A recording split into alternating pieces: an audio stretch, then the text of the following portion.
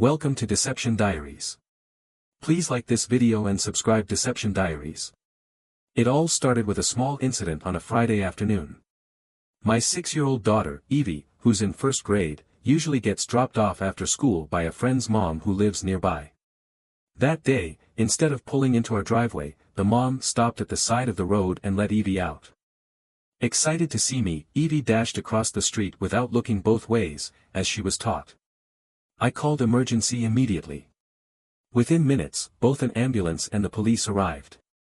My wife, whom I'd been married to for 7 years, was working her regular shift at the nursing home. The nursing home policy required staff to lock their cell phones in assigned lockers during work hours. I called the nursing home on my way to the hospital to inform my wife about the accident.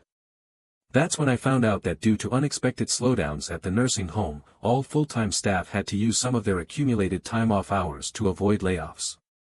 My wife had decided to use hers that day. The issue was she left for work in her nurse's uniform, not expecting to be off. I had no idea she had the day off. Normally, if she planned to use her time off, she would discuss it with me first. I started wondering if she took up private work somewhere else to help someone out. All I knew for certain was that the receptionist at the nursing home had lied to me. It was a small thing, but it bothered me a lot. I called my wife's cell phone, but it went to voicemail. That was odd, because usually when she wasn't working, she'd answer. Something felt off, but I couldn't put my finger on it. It was a small thing, but it bothered me. I left a detailed message explaining what was happening. I had filled out all of our daughter Emma's paperwork, but still hadn't heard from my wife. The emergency doctor had sent Emma for X-rays and an MRI because she wasn't waking up, and they were concerned she might be in a coma. I was really starting to worry. Finally, about an hour after her usual work end time, my wife came home. I noticed the scent of fresh soap on her, the kind she usually had after her morning shower. Instantly, I sensed something was wrong, but I didn't know what. It was just a small detail, but there were too many of them adding up. I now knew something was amiss, but I couldn't figure out what. When I asked Emma if the receptionist had passed on my message, she said she got it later. She explained she was busy with a patient who needed to be transferred, and I was in Southeast while she was at St. Francis. I suspected she was lying, but I didn't press it. This wasn't the time or place. 2 women had lied to me that day, and I knew I needed to find out why. What had started as a normal day had turned into a series of lies and inconsistencies between us. The only thing I knew for sure was that my wife wasn't acting like herself.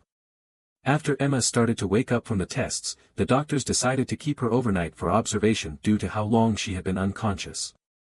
Around 10 p.m. after she fell asleep, we headed home, stopping at Taco Bell's drive-thru for dinner. After eating and having a cold beer, we went to bed. That Saturday, our little girl was given the all-clear to come home. We were fortunate there was no serious harm. When we arrived at the hospital, our family doctor, Dr. Ronald Foster, was there examining her. I was impressed by how seriously he took his job. Before we left, he told us to call his office and schedule a follow-up appointment in 3 weeks. He explained that sometimes there could be issues that arise later related to the accident, and without follow-up, we might never know. He emphasized the importance of being cautious, especially with young children. Once we were back home and settled, I asked Emma again about her Friday. Her answer didn't satisfy me. Normally, she'd share if anything interesting happened at work or if they had a new patient transferred in. These little pieces of everyday communication were missing. It was a small thing, but these details were starting to add up, forming a pattern. Whatever my wife had been up to on Friday, it was clear she didn't want me to know. I began to wonder why. I started thinking back over the past few weeks to see if I had done something to upset her. Emma had a tendency to hold on to grudges if she felt unfairly treated, even for weeks. Emma and I were high school sweethearts. From the moment I first met her in junior high, I never looked at anyone else. Though we broke up 3 or 4 times, we always found our way back to each other. Emma had a habit of being drawn to something new and diving in to explore what intrigued her, which often led to our breakups. I thought it was just part of growing up and assumed it was a phase she'd outgrow. Each breakup stemmed from her developing an interest in someone or something else. I was on the Jackson High School football team, and she was a cheerleader. We were both popular students, and everyone thought we were meant to be together. But we ended things senior year because I didn't see our future together. After high school, I joined the fire department and worked my way up while she pursued her LPN certification on her path to becoming a registered nurse. I reconnected with Emma because I got injured fighting a fire on the job. 6 months later, we got married. Our daughter was 2 years old when Emma became a registered nurse. Emma had dark shoulder-length black hair, blue eyes, and an attractive figure. Most people who knew her loved her for her caring personality. What puzzled me was that in all our years of marriage, we never had any serious conflicts or problems. Recently, we had even been discussing expanding our family. On Sunday, we were invited to an afternoon barbecue with our daughter at a coworker's poolside. We got ready by wearing our swimsuits under our clothes. Each of us was assigned something to bring. On the way, I stopped at the grocery store to pick up the items we decided on. Enough premium franks and buns for about 16 people. These franks were special. Always boiled before grilling, they retained moisture and had a rich, satisfying flavor. I discovered them by accident, and now they were the only ones I liked. I called them Smokies because of their distinctive flavor. It turned out that my preparation method made them a hit, and we always ended up with more meat than bread. That Sunday, no one noticed me in the kitchen, carefully boiling the franks until they plumped up, then drying them off before grilling. Meanwhile, Emma was outside chatting with our host, Olivia, who was head of the HR department where they both worked. They were watching our daughter and Olivia's son playing by the pool with a few other kids. I wasn't paying much attention to their conversation until the end, when I overheard something that deeply hurt me. It shook me to my core, revealing clearly what was going on. Dr. Ronald Foster, the very popular doctor who used to visit every Friday afternoon to check on his nursing home patients, Olivia explained. Now, he only comes when you're on duty. It's making some of us wonder if there's something more between you two. Is there something I should know? No, not really, my wife replied, looking flushed and clearly avoiding the topic. Her expression usually meant she was caught doing something she didn't want to explain. Now I knew two people whose Friday routines had suddenly changed. Emma had a good reason to keep whatever she was hiding a secret, which wasn't like her. We're just professional friends, Emma tried to clarify to Olivia unsuccessfully. He appreciates the detailed reports I send him about his Alzheimer's patients' behaviors. It helps him manage their medical needs. Well, that's not what people are saying in the halls, Olivia retorted. Whatever is going on, it better stay strictly professional at work. Otherwise, these rumors will only get worse. I'll talk to him about it next time I see him. I have another appointment with him next week, Emma said. I should go check on Evie. As Emma walked away to check on our daughter in the pool, I muttered under my breath, she's lying. She doesn't have a doctor's appointment next week. Olivia heard me and turned, seeing the shock on my face. Her expression turned serious as she realized, like I did, that something was definitely going on that I hadn't known about until today. You heard us, didn't you, Damon? Olivia said. I simply nodded. You think there's something going on between them, don't you? Over the past few days, I've noticed a few small inconsistencies. Now, with what I just witnessed and heard, it's painting a very different picture. Her facial expressions clearly showed she's hiding something she doesn't want anyone to know about. It's made me reconsider everything. Can you please tell me how long Emma has been taking every other Friday off? I asked. For the last 3 months. She proposed the new schedule since she works a lot of extra hours.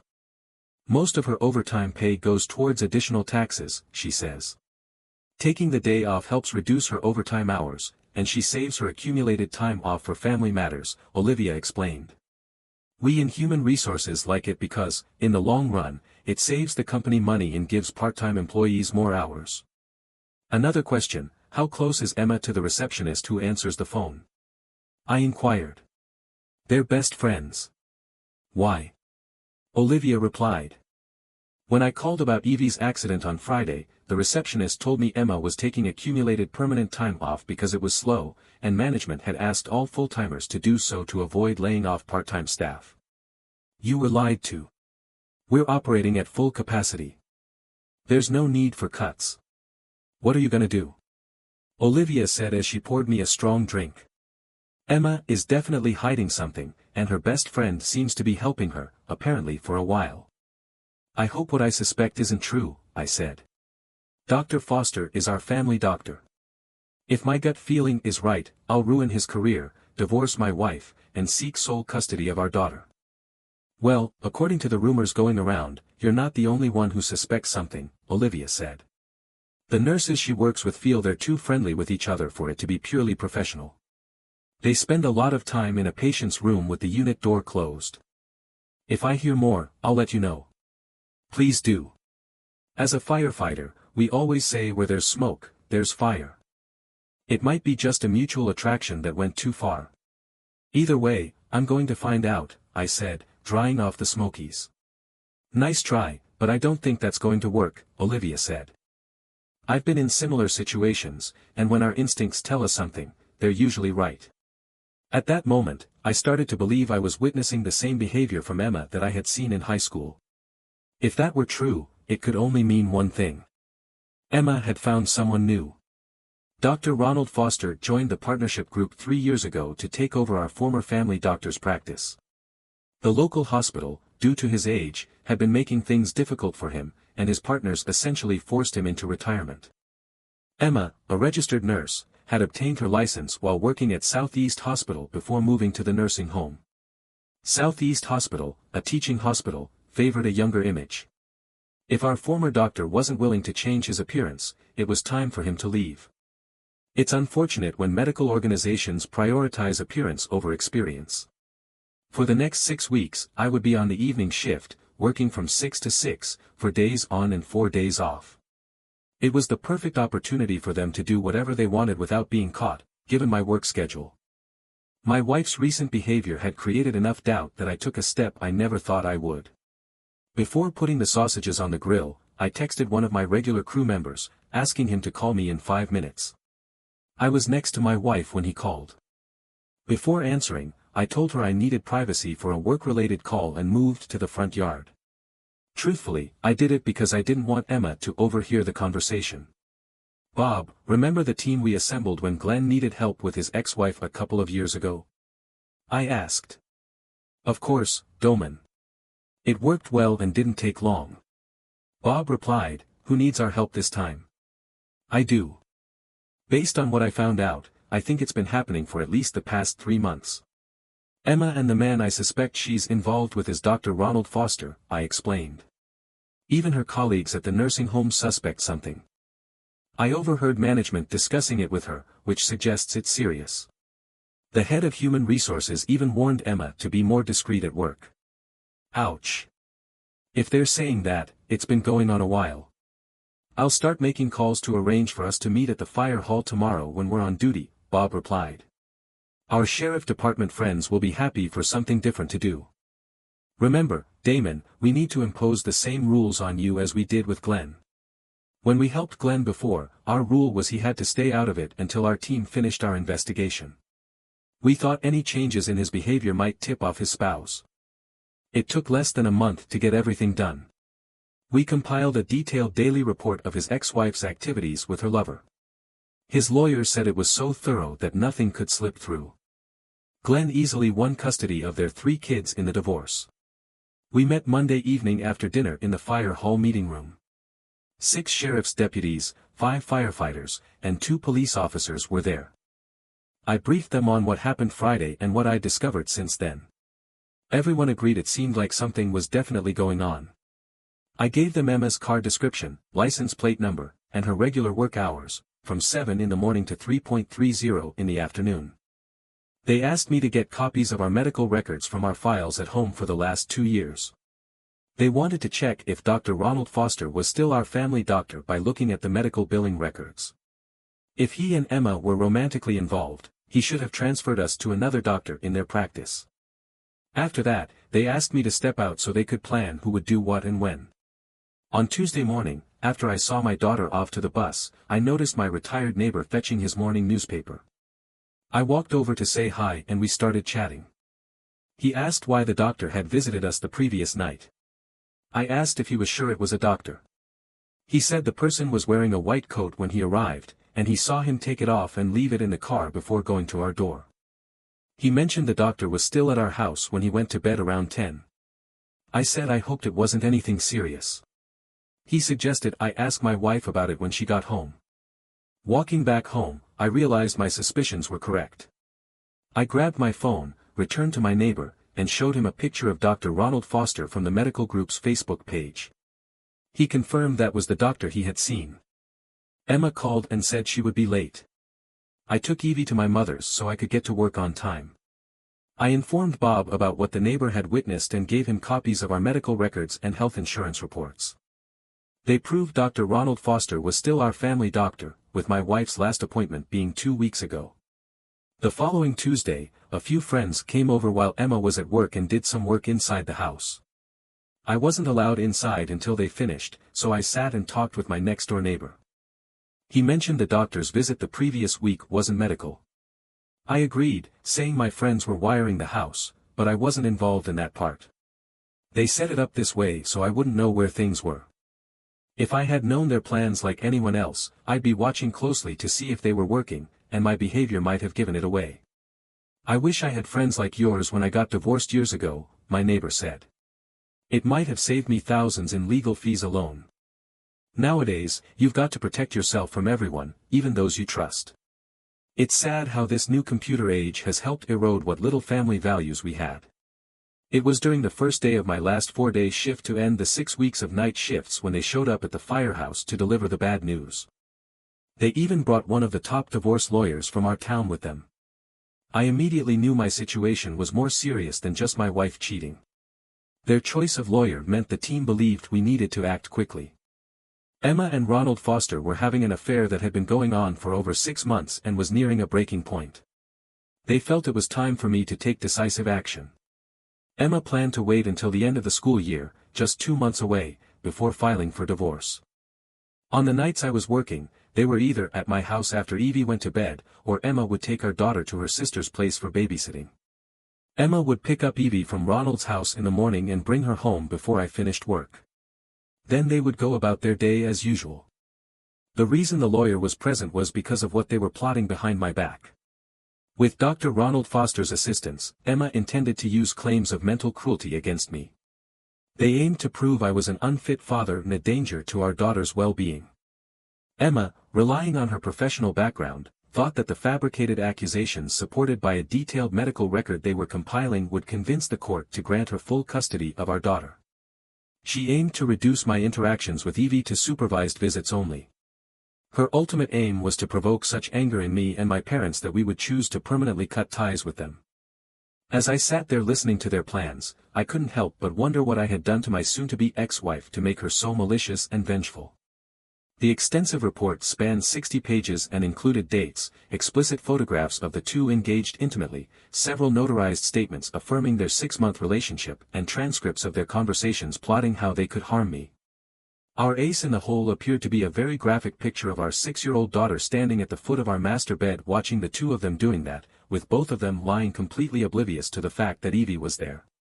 I decided to have her served after my last night's shift later this week. After that we'll file a complaint with the state medical board against Dr. Ronald Foster on the same day. We'll provide evidence from our billing records showing he was still acting as our family doctor during that time.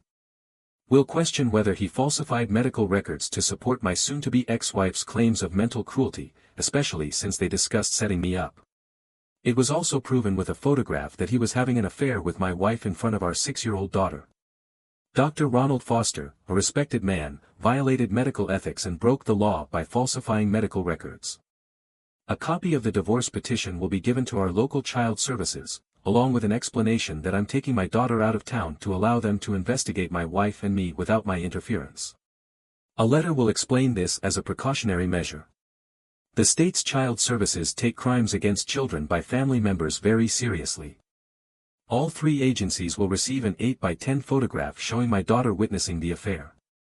I'm taking 3 weeks vacation starting right after this week's shifts end. It's already approved. One of the fire department heads, a colleague, was present when I called my retired parents and suggested we use Dad's RV for a 3-week vacation starting the day after my last shift. I said I needed their help and would cover the costs. They agreed, but asked why it had to be rushed. I promised to explain on the way. My new lawyer was shocked and I proposed signing over my parental rights to my parents until the divorce is finalized. He agreed it's a smart move given the circumstances. If Emma has already reported to child services, it shows my top priority is my daughter's well-being.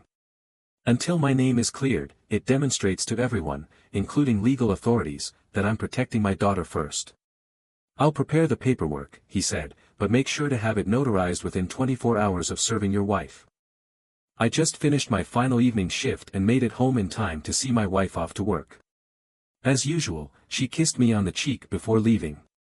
Once she drove away, I quickly made a phone call. Evie and I started packing for a surprise trip.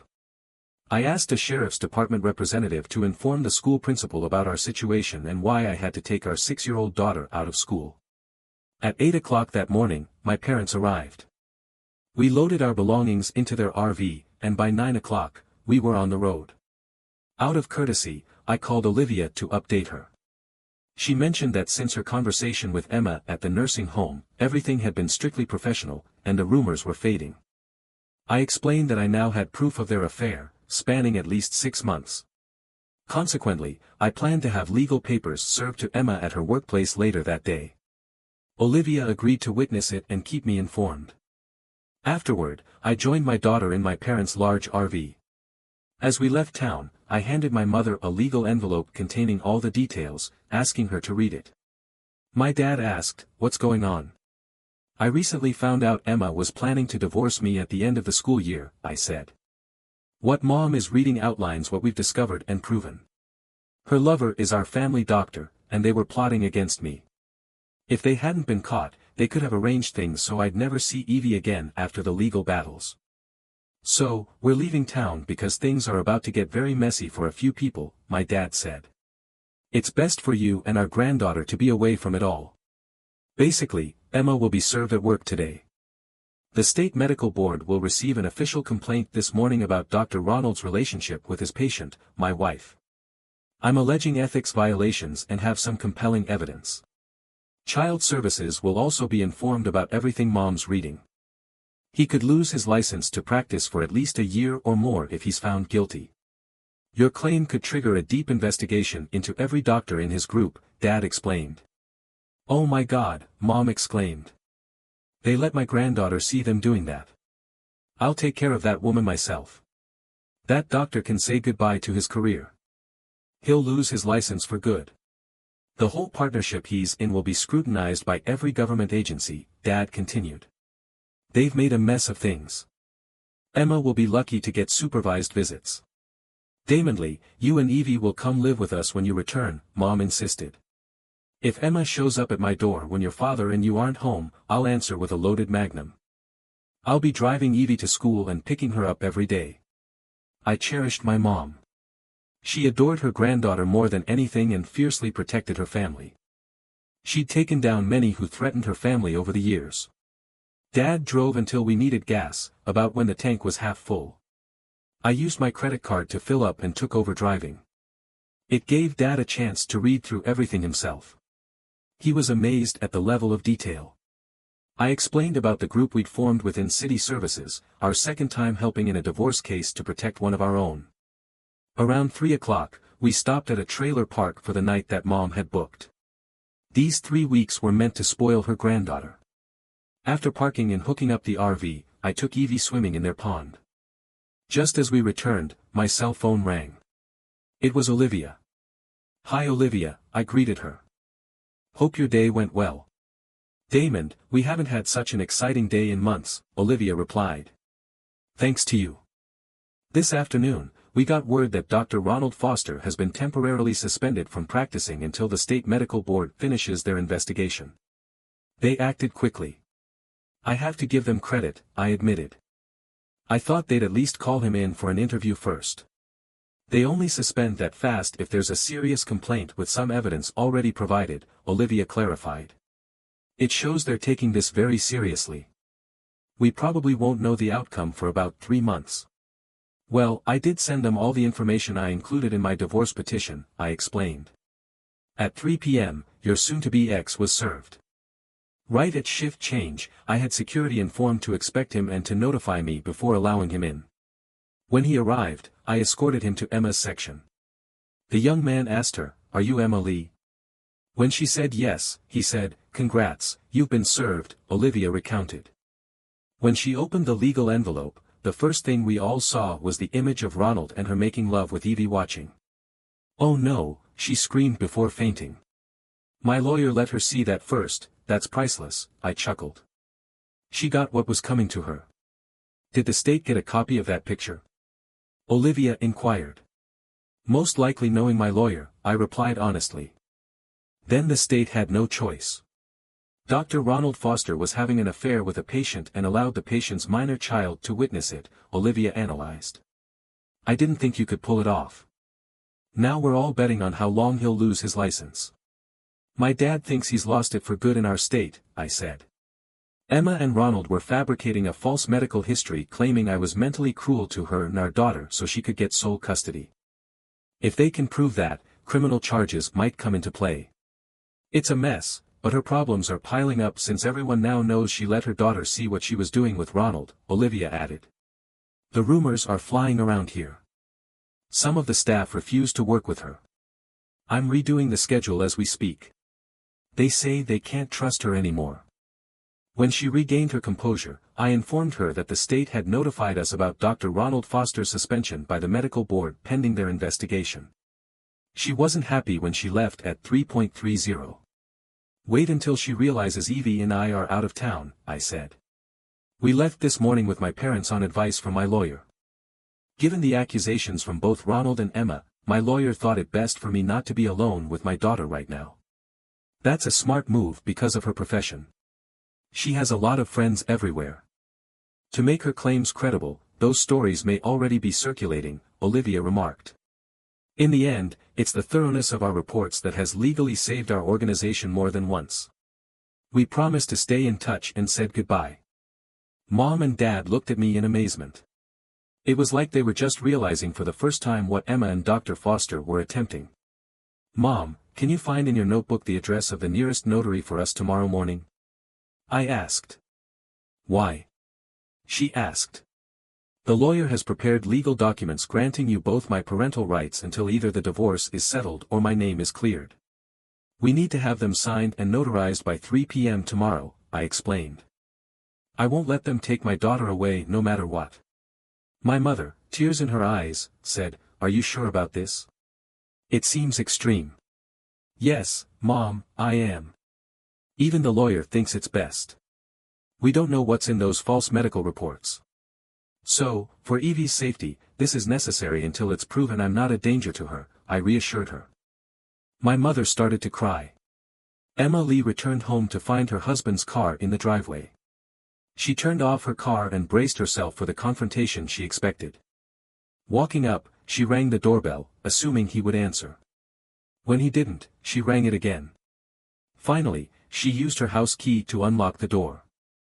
When she walked into the house, Emma noticed it was empty because her daughter didn't come to greet her. She took the legal envelope out of her large bag and read it thoroughly. It was clear that whoever Damon had hired had uncovered everything.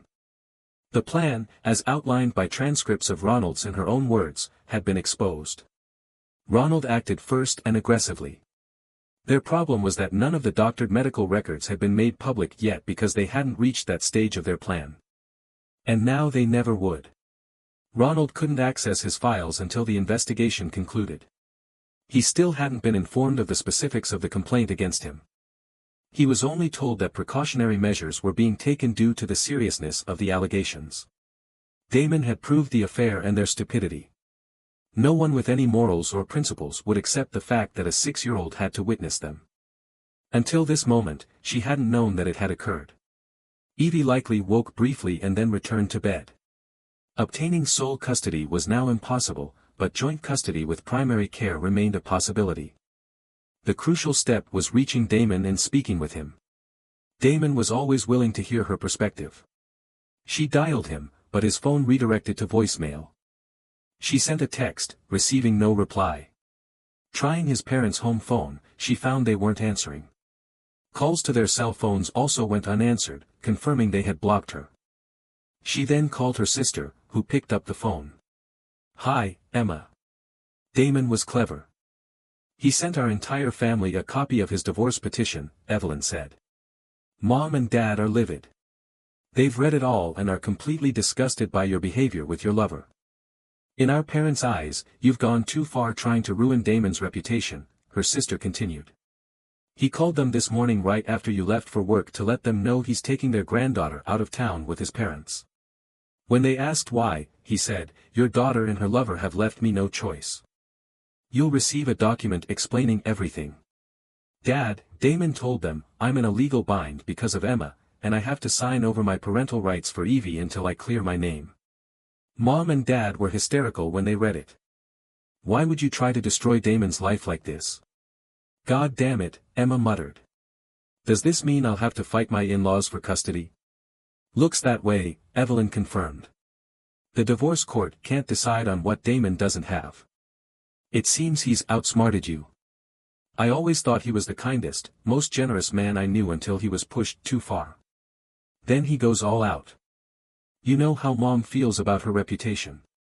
This is going to be a long, tough battle.' 'I was expecting a fight, but not like this,' Emma admitted.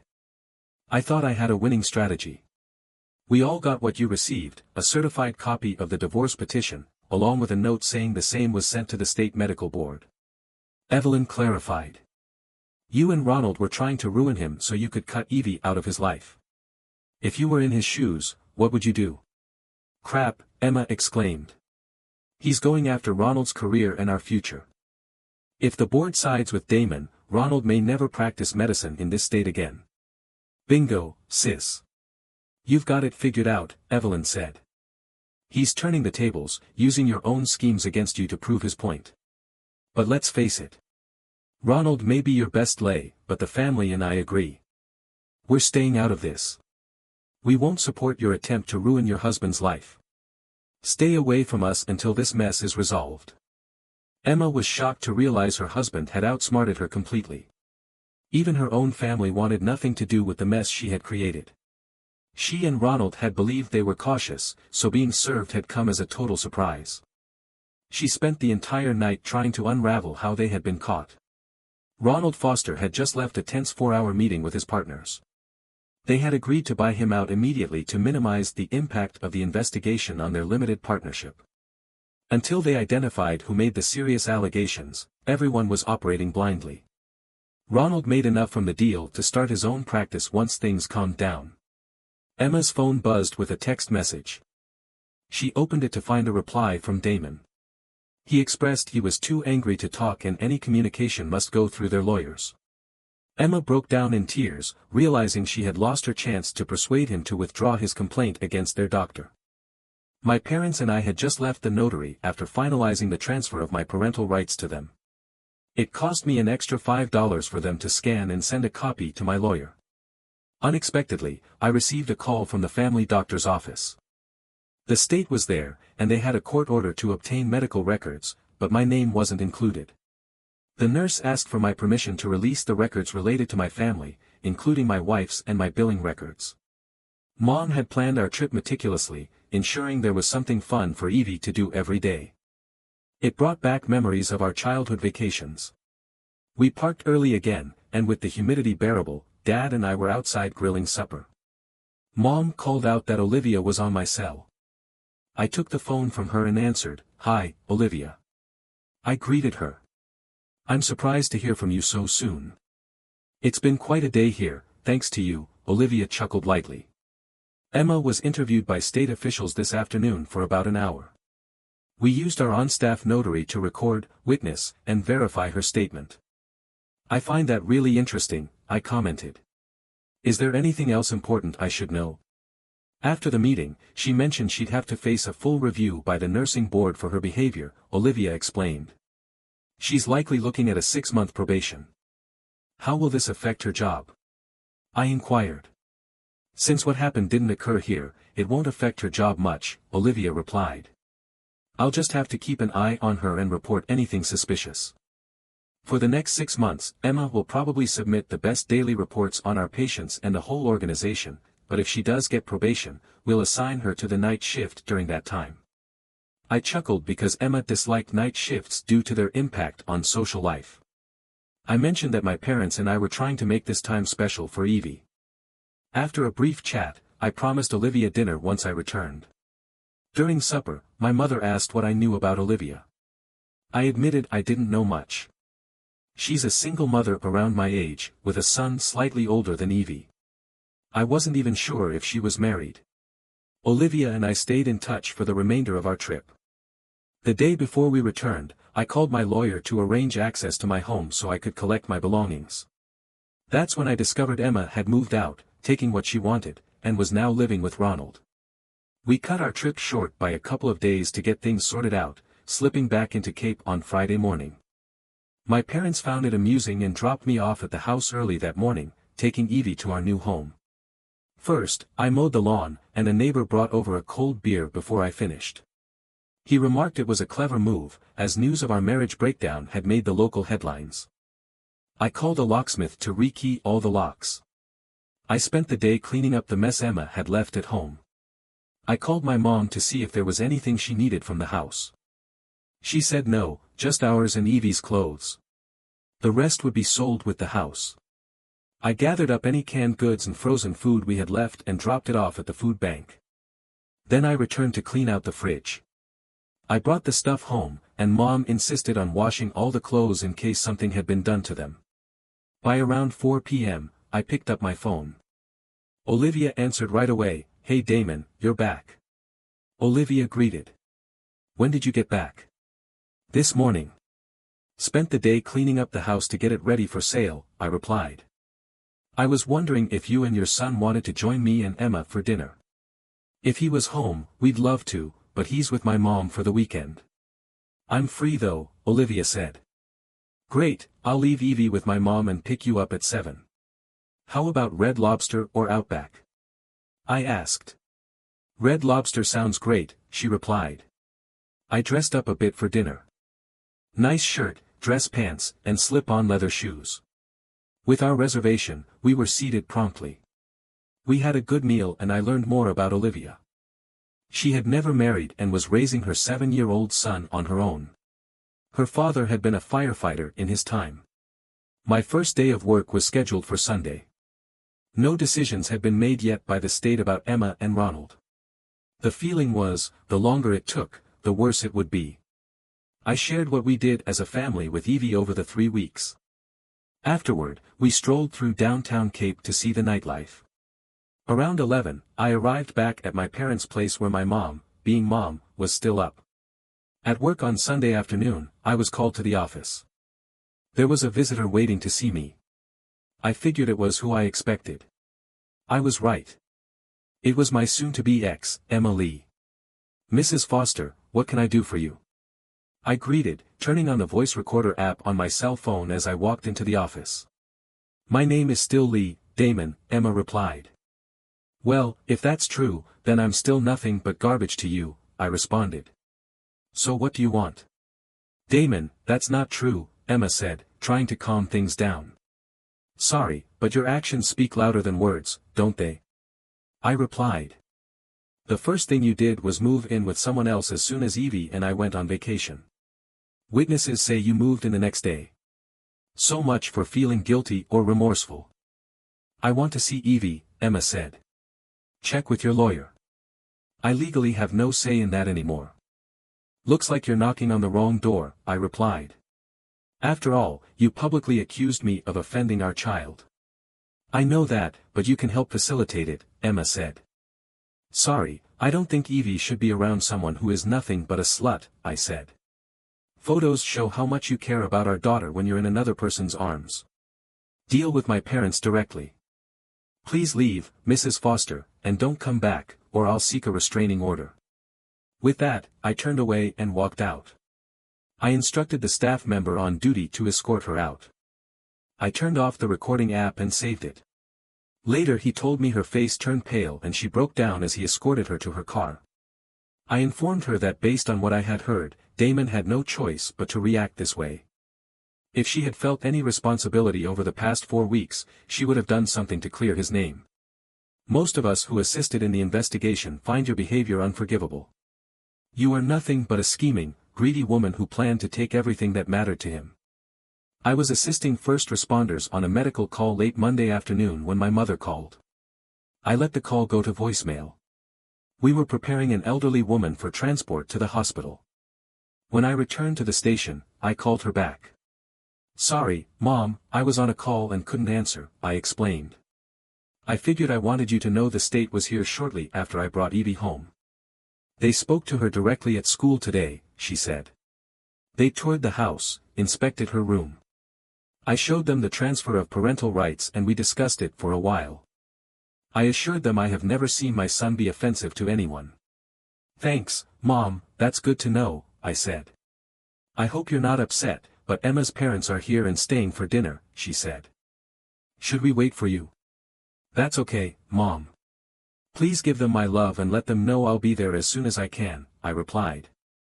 Tell them they can have Evie whenever they want, as long as Emma isn't around. It has to be that way until everything is settled in court. I ended up working late because one of the guys on the evening shift couldn't make it until 8, so I stayed to cover. I told him he could make up the hours later. I texted my mom not to wait and explained why. I was just heading home in my Ford Escape when Emma's dad called me. Hi, Dad. How was dinner? I asked. It was great. Both my wife and I enjoyed it, Dad said. Damon, my wife and I want to thank you. Gracie told us what you said. We're so sorry for what our daughter has done. We promise to honor your terms. Have you spoken to her at all? We haven't since we received a copy of the divorce petition. She came by the station on Sunday demanding to see Evie. I told her it's out of my hands. She'll have to deal with my mom about that. Oh, and I just remembered I recorded our conversation. How about I text it to you? I said. Please do. I'd like to hear it, Dad replied. So I sent it to him. I guess it went over well because he forwarded it to my parents, all his kids, including Emma, then sent a text back saying the truth was well explained. It's a good thing I live in a small town because I found out the next day that my wife and I were scheduled to see Judge Donald McDonald on Friday afternoon at 1 o'clock. He's the toughest, most principled judge in the area. In his courtroom, you could say what you wanted, but if you crossed the line, he'd set you straight. It was rumored but not proven that some guys never recovered after facing him. He was a legend here. People often said he made Judge Roy Bean look like a pushover. My lawyer warned me that when Judge handles our case, it's going to be more serious than a Friday the 13th movie. You had to be careful and ready to answer his questions promptly or face consequences. The judge doesn't tolerate slander or hints. He wants facts. With this understanding, we prepared our defense. We were all present as the judge took his seat. Emma's lawyer sought visitation rights to see Evie, which required overturning my parental rights surrender. My lawyer argued that I had voluntarily given up parental rights due to accusations by my wife and her partner. Since the State Medical Board and Child Services were still investigating these claims, the issue of whether I was offensive to my daughter remained unresolved. Until this is clarified by the legal system, any time Damon Lee spends alone with his daughter could be seen as potential endangerment. Damon Lee set aside his pride and prioritized his daughter Evie's well-being. He hasn't been alone with her since the accusations surfaced because of the predicament caused by his wife.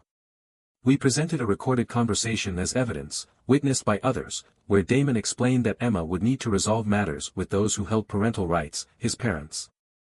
The judge requested to hear the conversation, so my lawyer played it through the courtroom sound system. Emma wasn't pleased to hear it again. Then my lawyer submitted a notarized statement from a witness who provided additional context after I had left. The judge asked to see the transfer of parental rights, and my lawyer handed him a copy. A slight smile crossed his face as he read it.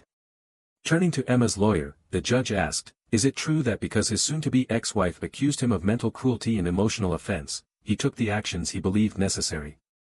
My wife's attorney explained, "Yes, but she was under significant emotional stress during that period. Now that she's out of the relationship, she's regained her stability." "Is this being investigated as described?" I asked.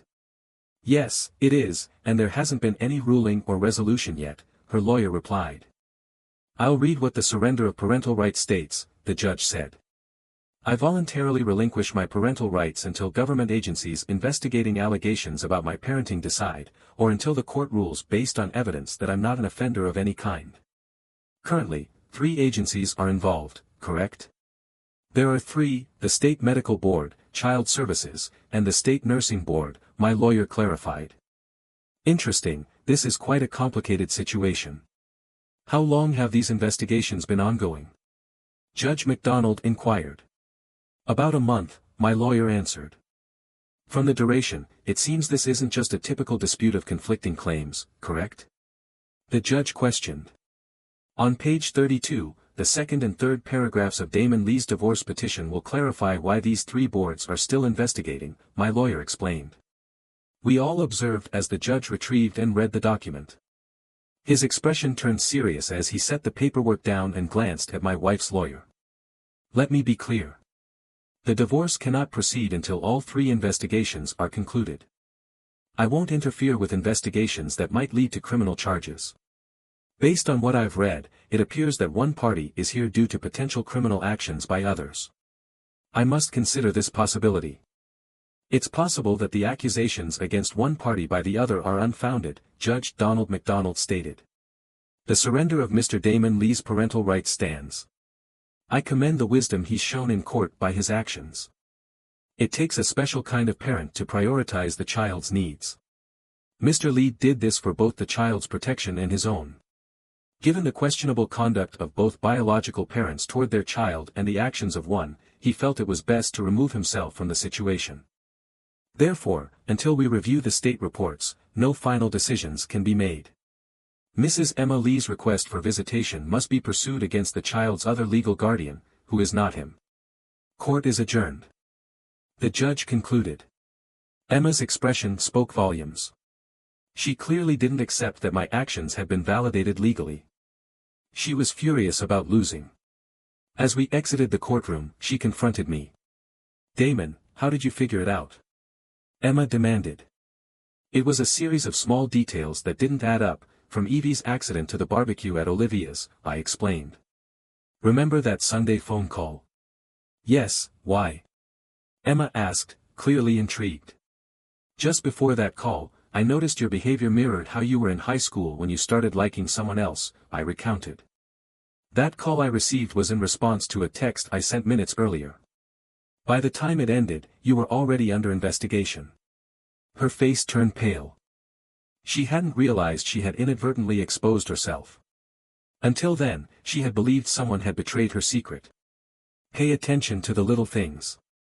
They reveal the whole story, I said with a grin. Given your meticulous, patient reporting, you should have known that. I didn't need to rub it in, but I couldn't resist. Seeing her even angrier only widened my smile. After court, I slipped into the men's room and ran into Judge McDonald. I thanked him for his ruling. It was my pleasure, Judge McDonald replied. Once I reviewed the facts, it became crystal clear. Did your lawyer suggest you take that step? No, it was my decision, I replied. Knowing Emma as well as I do, I realized she would stop at nothing to worsen my situation. I felt cornered, knowing she had connections that could sway the outcome.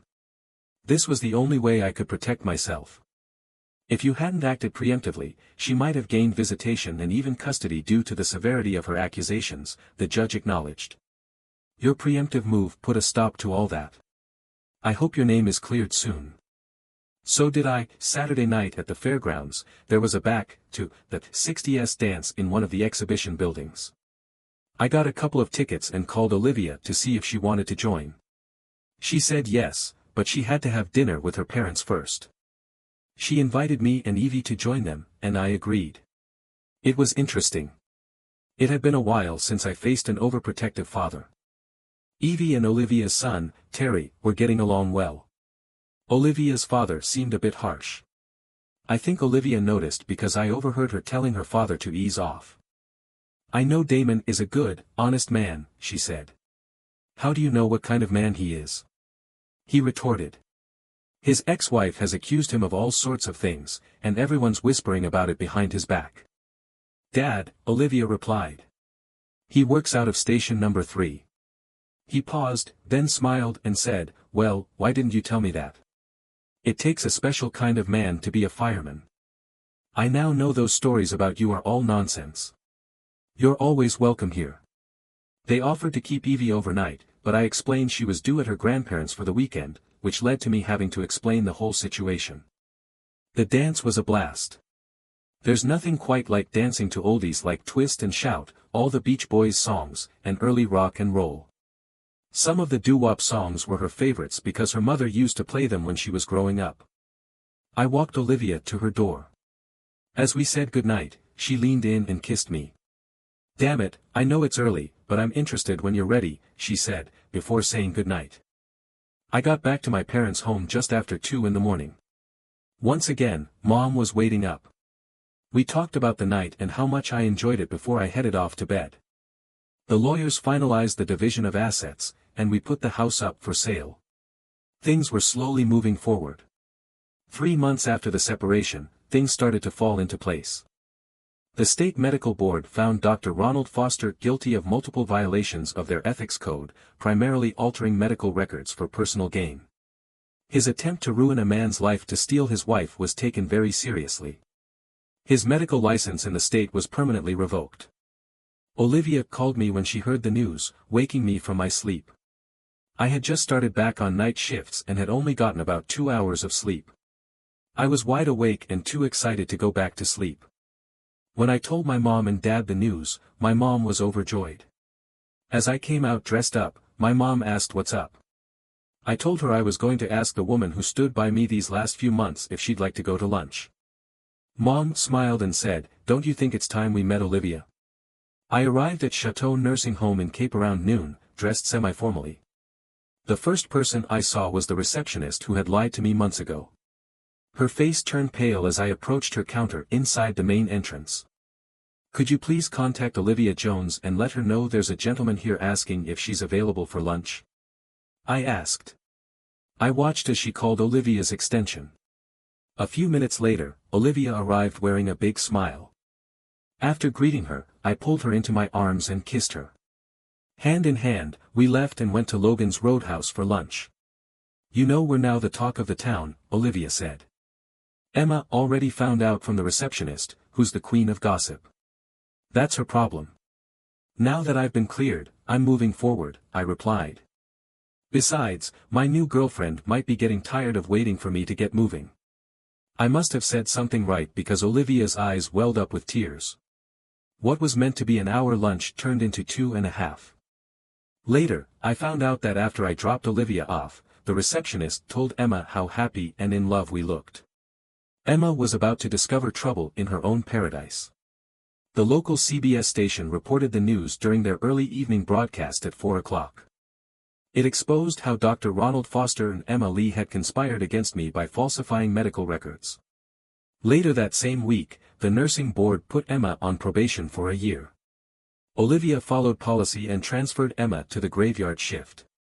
Emma's relationship with Ronald became strained, especially when she found out she was pregnant. Ronald began looking for other job opportunities but found none. He eventually took a position as an orderly at the Lutheran Home for Veterans, working the graveyard shift.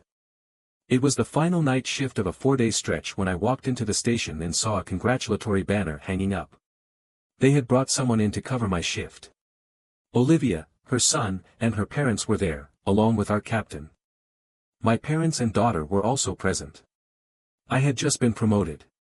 The process had been delayed because of everything I had been through. This promotion meant no more swing shifts for me. I was now in a junior management position, working 5 days a week for 8 hours each day, with weekends off. During the party, I overheard Bill Jones telling the captain that if things went well, he might soon be my father-in-law. It took about 2 more weeks before we returned to see Judge McDonald. The terms of the settlement were approved, and my divorce was granted on grounds of adultery. Ronald Foster disappeared one night, leaving Emma alone and pregnant. On Labor Day weekend, about an hour before sunset, I took Olivia for a walk through a local state park. I had a little something planned that involved me getting down on one knee. She said yes, of course. Our families had organized a barbecue party on Monday afternoon at Olivia's house, and I had just finished grilling the hot dogs I liked. While serving them, Olivia's mother, Teresa, spotted the engagement ring and hugged her daughter. "When were you going to tell me?" Teresa asked. "After we finished eating," Olivia replied with a big grin. Bill noticed his wife's reaction and loudly asked her, "What's wrong?" Everyone stopped to listen. "Nothing, Bill. Olivia and Damon got engaged. They're getting married," Teresa announced. "We got married a week before Halloween. Emma is now allowed to see Evie when she is with her parents. What no one knows is that legally, my parents and I have regained my parental rights. Emma has to live with the fact that one of her bosses is now her ex-husband's wife.